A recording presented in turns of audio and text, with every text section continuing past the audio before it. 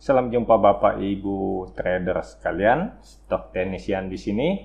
Hari ini kita ada di tanggal 4 Mei 2023. Ya, akhirnya IHSG hari ini hijau setelah ada pengumuman tadi malam ya mengenai The Fed yang menaikkan suku bunga. Jadi memang udah ancar-ancar sejak lama. Dan baru tadi malam pengumuman, mungkin itu diambil kesempatan biar kelihatannya pasar panik gitu ya. Tapi akhirnya toh memang pasar akan berjalan seperti apa adanya. Dan kita lihat hari ini IHSG kembali hijau, dikit sih, cuman plus 0,46%. Hari ini udah ada mendekati atau hampir melewati area resisten di 6.850-an. Jadi saya masih menganggap support yang kemarin tertembus atau mungkin ya sekarang kita bisa katakan sebagai resisten ya.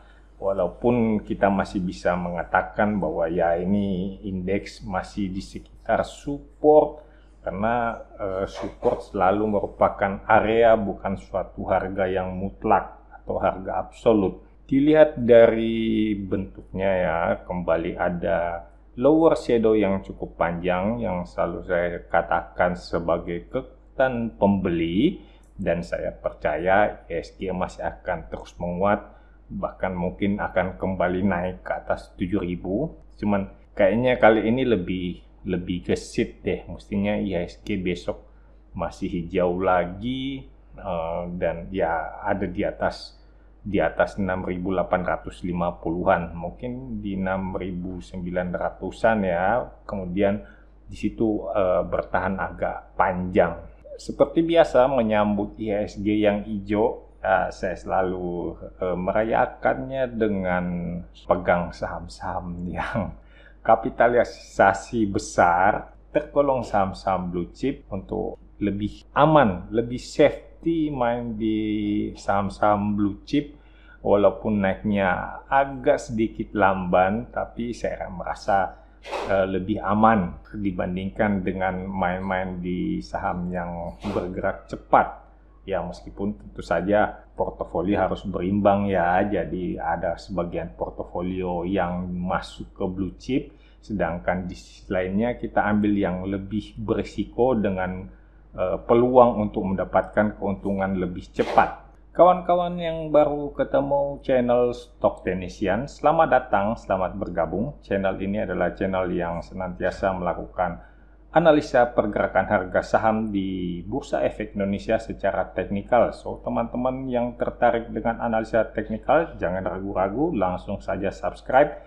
Bahkan teman-teman saya persilahkan untuk ya memberikan atau menuliskan kode-kode saham yang ingin kita bahas di kolom komentar, biar kita bahas di video berikutnya.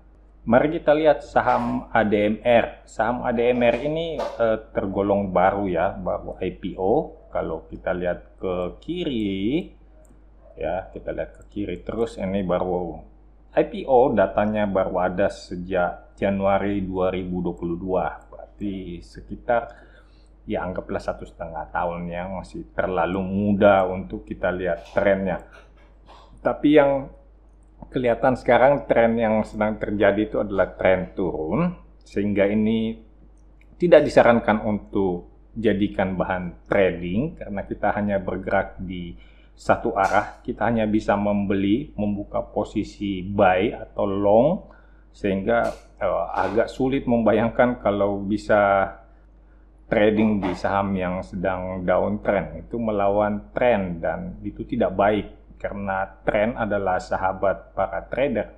Jadi kalau kita lihat di sini untuk ADMR kemungkinan masih akan turun. Saya memperkirakan supportnya akan ada di 835 di sekitar area kotak hijau, dan resisten ada di sekitar 1240 di area kotak merah. Saya sih agak meragukan ya ADMR akan mencapai resisten kotak merah. Kalau dia bisa naik di atas area kotak kuning aja itu udah cukup bagus. Kalau teman-teman yang masih punya mungkin bisa lepas saat ADNR mencapai atau melewati area kotak kuning di 1050. Saya kira itu pilihan paling bagus karena dengan tren turun seperti ini, ya kita nggak bisa menebak sampai sejauh apa ADNR akan turun mengikuti tren, karena kita lihat juga volumenya masih sangat kecil-kecil, masih halus sekali di bawah.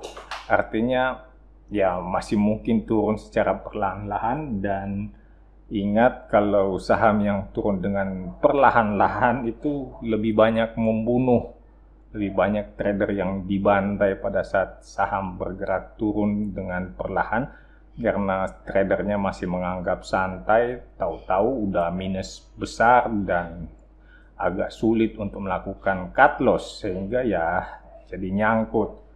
Untuk itu saya anjurkan tidak usah trading di saham downtrend seperti ini, kita cari saham lain deh.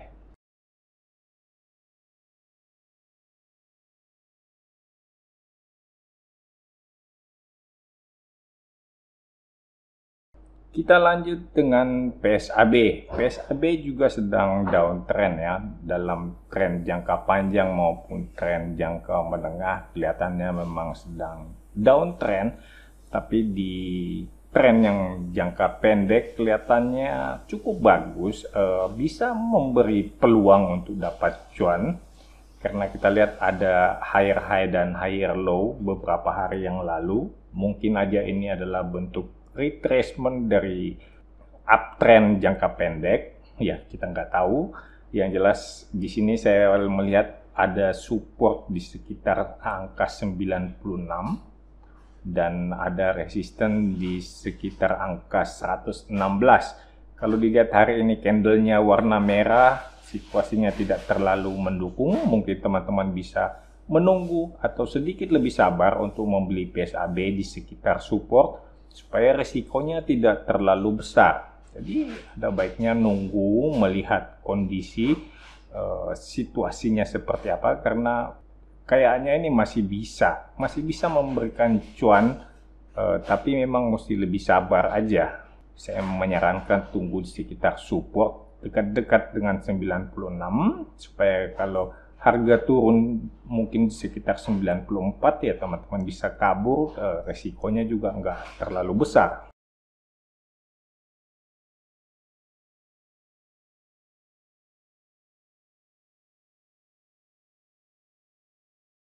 Selanjutnya kita lihat Antam. Antam dalam tren jangka panjang kelihatannya sedang uptrend, tren menengahnya kelihatan atau saya bisa katakan sedang down atau masih dalam downtrend.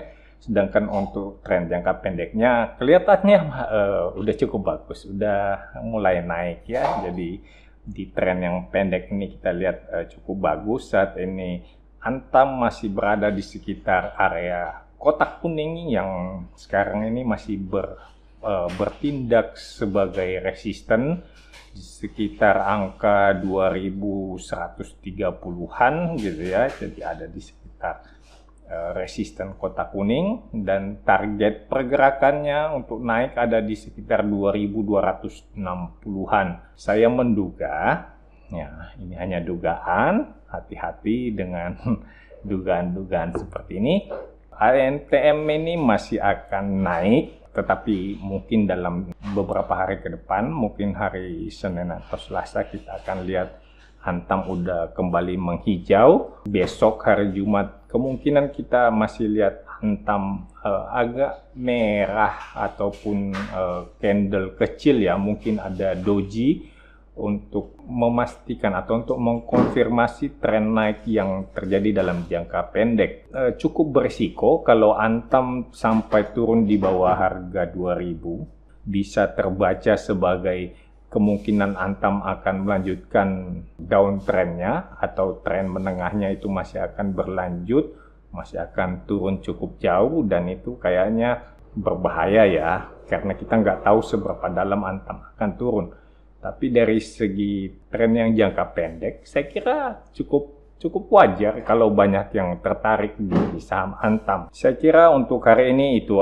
3 saham sudah kita bahas. Teman-teman yang masih punya pertanyaan lagi atau mungkin ada saham yang ke bawah-bawah dalam pikiran, langsung aja tulis di kolom komentar. Nanti akan kita bahas di video berikutnya. Salam cuan untuk kita semua.